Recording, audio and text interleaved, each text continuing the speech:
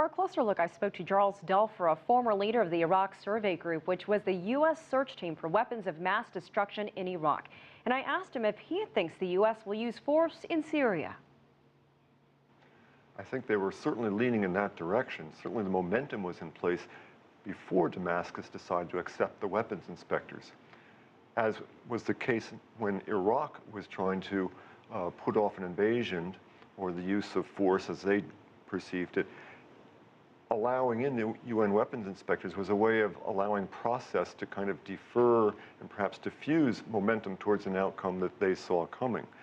The presence of the UN weapons inspectors is critically important because they will determine some facts and they will have credibility among a number of partners. But certainly before Bashar al-Assad decided to accept the inspectors, it certainly looked like the president was headed towards a case where he would apply some use of military force. Let's talk about those inspectors there, obviously having a hard time coming under fire. You also directed the U.S. investigation of weapons of mass destruction in Iraq, which you mentioned. Can you talk about some of the similarities and differences that you experienced there and what you're seeing in Syria and what these weapons inspectors are going through right now? The weapons inspectors have huge challenges, and in some ways challenges harder than the ones I ever experienced in Iraq. They are in the middle of powerful political forces. So they've got to deal with political science. They're also trying to deal with real science, physical science. They're trying to determine the reality on the ground, which is difficult enough when you think of an environment where sarin has probably been used. That's not a safe environment.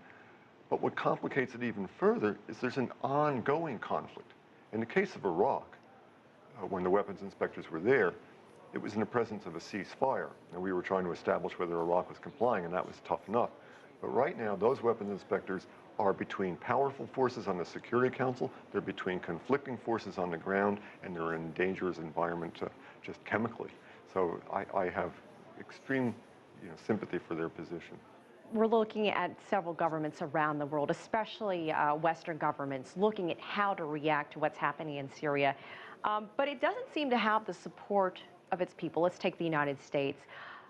There have been many reports that the American people are war-weary. How do these governments move forward?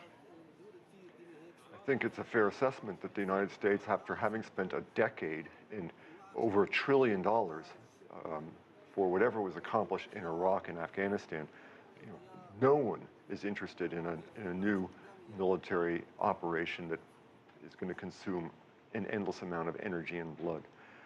The problem with Syria is no one can predict where this comes out. It's a complicated issue for all the parties. The Russians have a set of interests. The Iranians have a set of interests. Jordan is very vulnerable to what goes on there. The Arab League has a set of interests. Syria is only about Syria for the Syrians. And unfortunately, they are subject to the outside vagaries of people who have a lot of other interests as well. I don't see where this lands. No one does. And yet, actors are compelled, like the President of the United States, they're compelled to do something.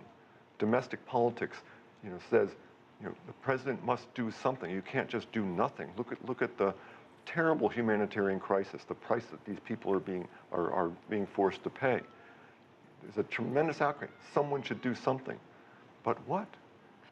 Mr. Duelfer, we appreciate your time and your insight. Thank you so much for joining us again on the show. Thank you very much.